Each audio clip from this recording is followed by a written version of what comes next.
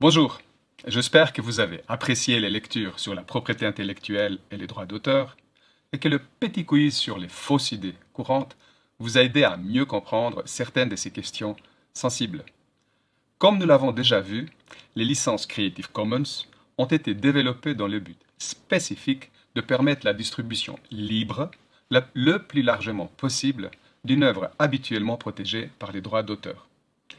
Elles sont largement utilisées par les auteurs qui souhaitent partager leur travail en donnant à d'autres le droit de l'utiliser et de s'en inspirer.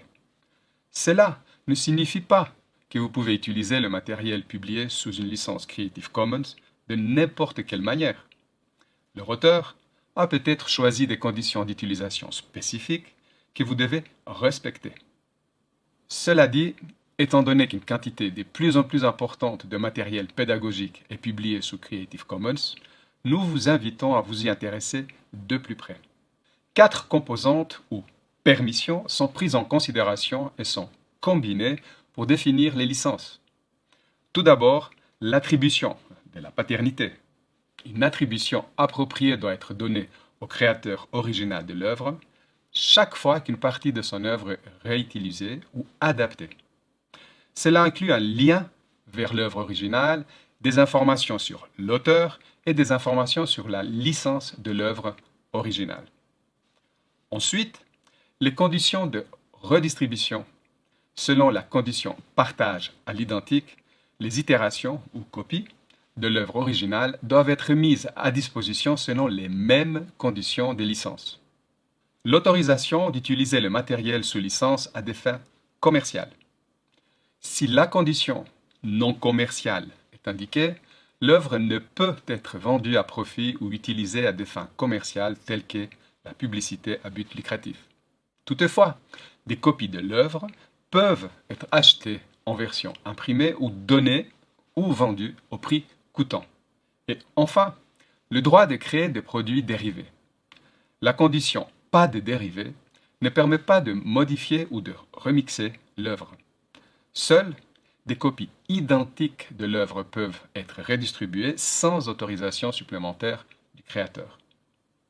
Ainsi, en combinant ces 4 permissions, nous obtenons 6 licences qui peuvent être utilisées pour marquer les conditions dans lesquelles une œuvre peut être diffusée gratuitement. Dans ce tableau, les licences Creative Commons sont classées de haut en bas par ordre d'ouverture, avec la licence domaine public tout en haut. La CC BY est la plus ouverte et la plus populaire, tandis que les deux dernières, CC BY ND et CC BY NC ND, sont les moins ouvertes.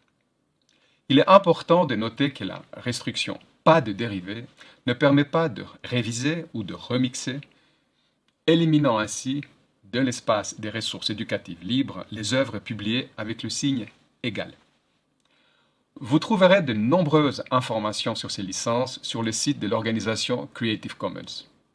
Si vous souhaitez savoir quelle licence utiliser pour diffuser vos propres œuvres, il existe un outil en ligne, le License Chooser en anglais, que vous pouvez utiliser, ainsi que des lectures supplémentaires dans la section FAQ. Mais dans quelle mesure une licence ouverte est-elle réellement ouverte dans la pratique? Prenons 2 exemples bien connus de répertoires éducatifs.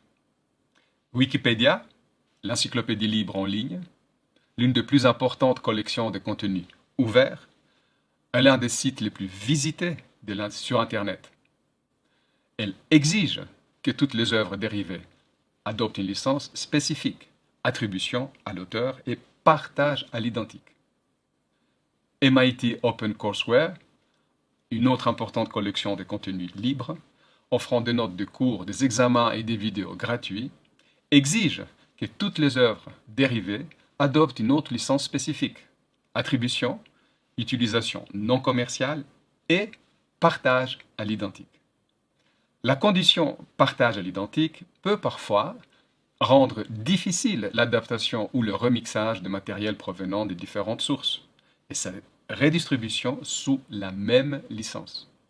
De même, il est parfois difficile de tracer une ligne claire entre l'utilisation commerciale et l'utilisation non commerciale du matériel éducatif.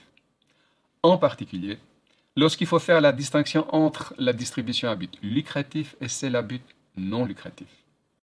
Alors que chaque site estime clairement que l'exigence de partage à l'identique favorise son cas d'utilisation particulier, les licences qui comportent des exigences et des restrictions nuisent généralement aux objectifs globaux de la communauté du contenu libre au sens large.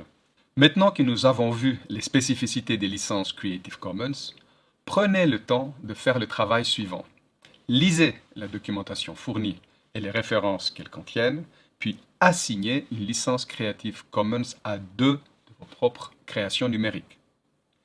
Il peut s'agir d'un simple dessin que vous avez créé pour vos cours, d'une photo que vous avez prise, d'un essai que vous avez écrit, d'un quiz que vous avez conçu, d'une présentation en PowerPoint ou d'un cours entier que vous dispensez. L'objectif est que vous réfléchissiez à la manière dont les autres peuvent bénéficier de votre travail et dans ces cas, aux droits que vous souhaitez leur donner et à ceux que vous souhaitez conserver. Pour mener à bien cet exercice, veuillez expliquer brièvement les raisons de votre choix et soumettre le travail sur la plateforme.